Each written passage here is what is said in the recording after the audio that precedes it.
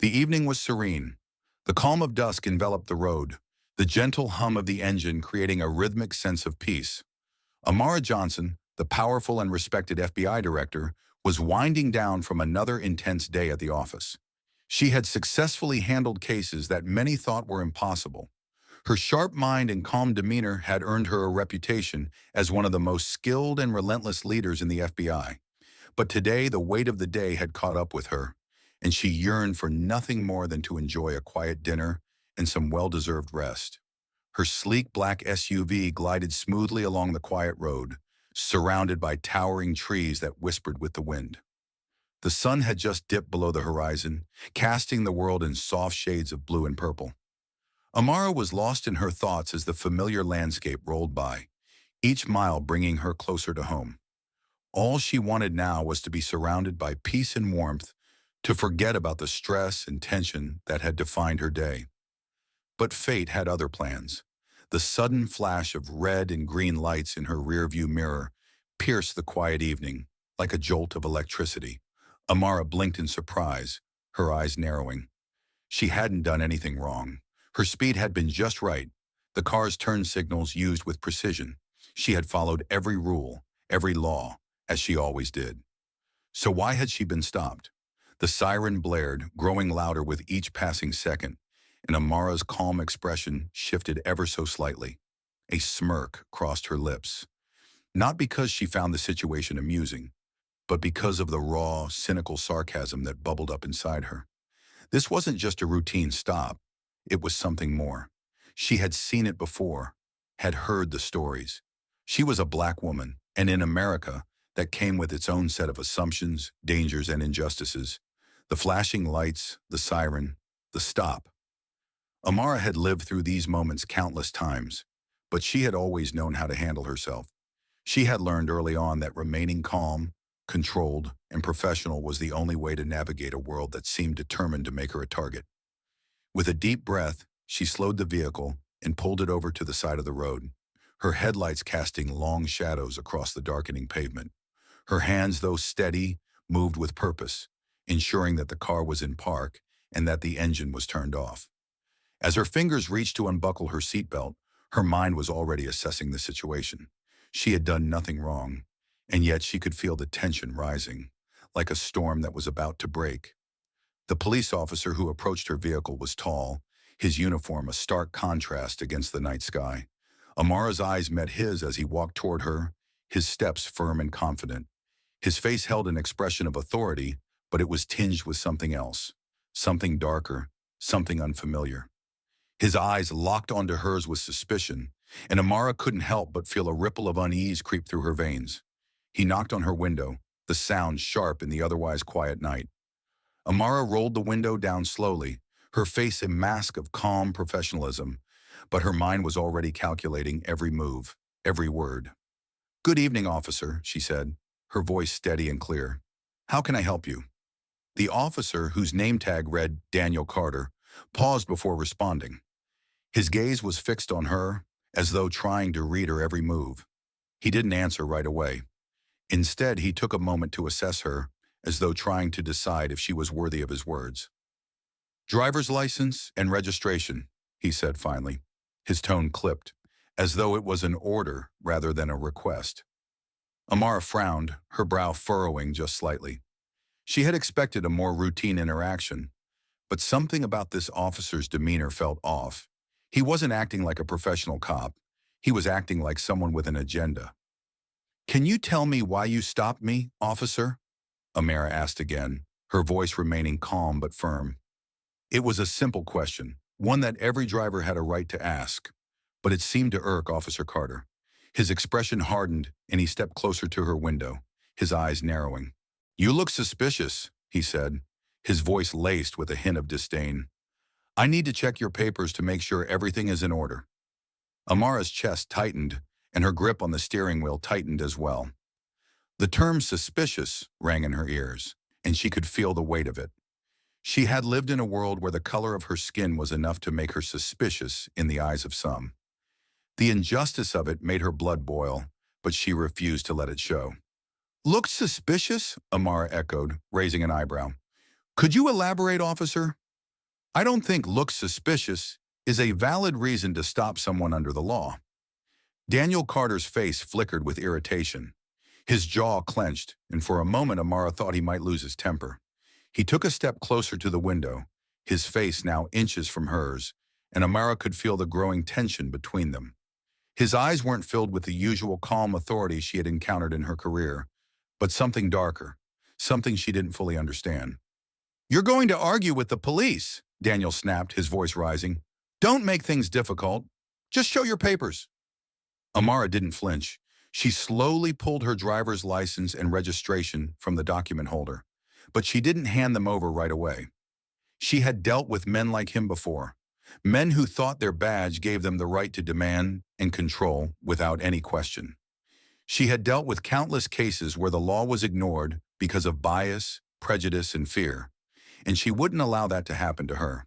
"I know the law, officer," Amara said softly, her voice unwavering, "and I know I have the right to demand a valid reason for being stopped. If you can't provide that, this is an abuse of power." Daniel's face flushed red, his patience wearing thin. His hand slammed against the door frame with enough force to rattle the vehicle. "Don't lecture me about the law," he spat, his voice low and dangerous. "I'm the one enforcing the law here, not you." The air between them seemed to thicken, and for a moment Amara thought she might actually feel the heat of his anger.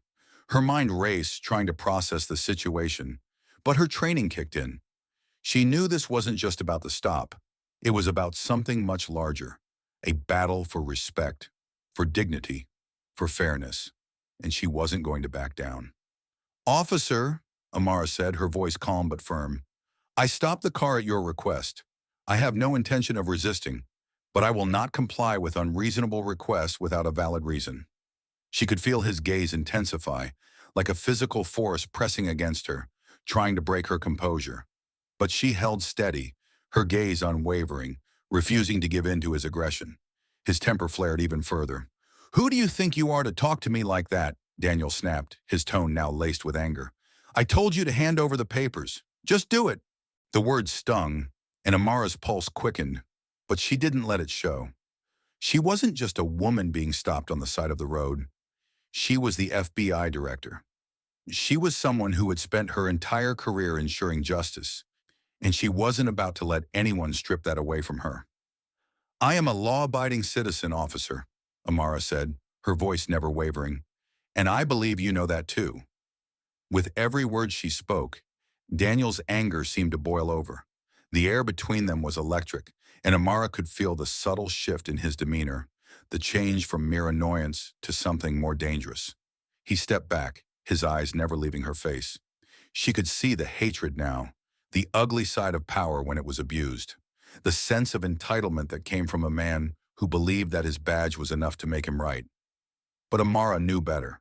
As the tension thickened, Amara's mind remained focused, each word spoken with precision, each movement calculated. She had been in situations like this before, but nothing had ever quite felt like this. Her very identity, the color of her skin, her position as a black woman in a powerful role, seemed to be the target of the officer's hostility. She knew that sometimes, in these encounters, the balance of power was tilted before the conversation even began. She had seen it in the eyes of people who felt entitled to be the ones in control. But Amara was more than just a person in this car. She was a symbol of something far bigger. She was the living embodiment of what the law was supposed to stand for: equality, justice, fairness. And no matter how much Daniel tried to push her into a corner, she wasn't going to back down. The officer stood inches away, staring at her with the kind of disdain that only someone in his position could feel. His face was flushed with anger, and his eyes burned with irritation. The situation had escalated beyond what was reasonable. The flashing lights from his squad car painted shadows across the street, amplifying the isolation Amara felt in that moment. "Get out of the car," Daniel's voice boomed, breaking the strained silence. Amara's breath caught in her chest. This wasn't just a request, it was an order, and not just any order, an unlawful one. "I'm not getting out of the car," Amara replied, her voice unwavering. "Not without a good reason." The officer's hand twitched, moving closer to the gun holstered at his side. Amara noticed the shift, and it made her heart race. She had seen the dangers of a situation like this escalate far too quickly in the past. But she was calm, calm in a way that she knew could make the difference between life and death. She was no stranger to high-stakes situations, but this was different. This wasn't an interrogation room, a boardroom, or a meeting with politicians. This was her life on the line. "Listen to me," Daniel growled, his voice low and menacing. "Get out of the car now, or I'll make you." Amara took a deep breath, trying to keep the flood of emotions at bay.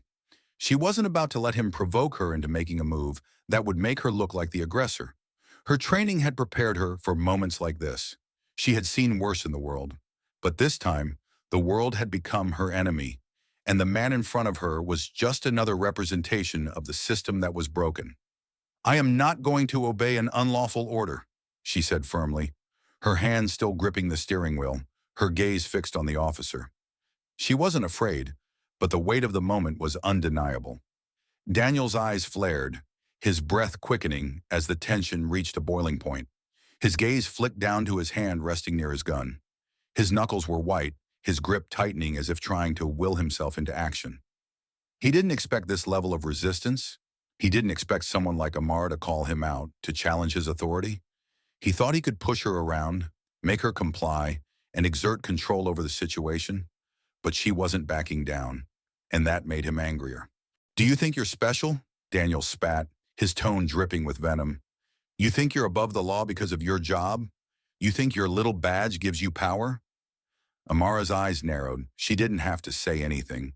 Her silence spoke louder than any retort she could muster. But the officer wasn't done. "I told you to get out," Daniel growled again, now stepping back, clearly frustrated, his hand inching closer to his weapon. "And if you don't, I'll make you wish you had." The sudden movement was enough to make Amara's pulse spike. She could feel her heart pounding in her chest. She wasn't going to let this man push her into a corner. The gun could come out any second, and she had to be prepared. Every fiber of her being screamed to stay calm, stay in control. Amara glanced quickly at the dashboard where her phone was mounted. She had to make sure she covered herself. She had seen enough incidents like this to know how quickly the story could change, how easily the narrative could be twisted. Her phone's camera was recording, capturing everything, every moment, every word. "I'm recording this whole incident, officer," Amara said, her voice calm, but her eyes never leaving his. "Your every move is being documented. If this goes too far, I will use this as evidence." Daniel's eyes flickered to the phone, and for a split second, his anger faltered. He didn't take her seriously, though. He smirked, trying to mask his nervousness with arrogance. "You think I care about your little phone?" Daniel sneered. "What do you think you're going to do with that? Nothing. You're not in control here." "I am." Amara's breath hitched, but she refused to let fear show on her face. She was determined. She was more than just a victim here. She was a voice for change, a voice for those who couldn't speak out. And if she had to, she would use every resource at her disposal to make sure her story was heard. "Officer," she said slowly, her voice deliberate, "you're breaking the law. I demand that you drop your weapon immediately." Daniel stiffened, his hand now firmly on the gun, and Amara knew this was the moment. She had no idea how this would end, but she would not back down. Her heart raced as she weighed her options. She had been in high-pressure situations before, but this one was different. This wasn't just about an arrest. It wasn't about following the rules. This was about power, about control, and whether or not she could regain the narrative before it slipped away entirely. "You're making a mistake," she said, her voice still calm, but her eyes now hard as steel. "You don't have the right to treat me like this. You're abusing your power." Daniel's grip on the gun tightened further, and Amara knew that this moment could change everything. She wasn't just fighting for her own safety anymore. She was fighting for something bigger. She was fighting for justice, for accountability, and for the millions of people who had been forced to suffer under the same kind of abuse. This wasn't just about her. This was about everyone who had ever been oppressed, manipulated, or silenced. "I'm going to call your superior," Amara said, her voice quiet but resolute. She knew she couldn't let this go. "You will answer for this. I will report you to the sheriff." Daniel's eyes widened as he realized what she was doing. He didn't want this to escalate any further, but his pride had already been bruised. His mind raced as he weighed his options. Keep the gun raised, force her out, or back down and risk losing face. Call whoever you want, he spat, his voice dripping with disdain. It won't matter. I'm in control. Amara's fingers moved slowly, deliberately toward the phone on her dashboard. She could feel the weight of the moment. One wrong move, one misstep, and the situation could spiral out of control. But she wasn't afraid. She knew the risks, but she also knew the stakes. The phone was now in her hand, the camera rolling. She dialed the number with a steady hand, placing the phone to her ear. Hello, this is Amara Johnson, the director of the FBI, she said, her voice sharp, clear, and unwavering. I've been pulled over by Officer Daniel Carter, who has treated me with hostility and has drawn a gun on me without cause. I'm requesting that the sheriff come immediately to resolve the situation. Her voice didn't crack. It didn't falter. She could feel the tension mounting with every passing second. She wasn't just calling for herself. She was calling for everyone who had ever been victimized, everyone who had ever been abused by those in power.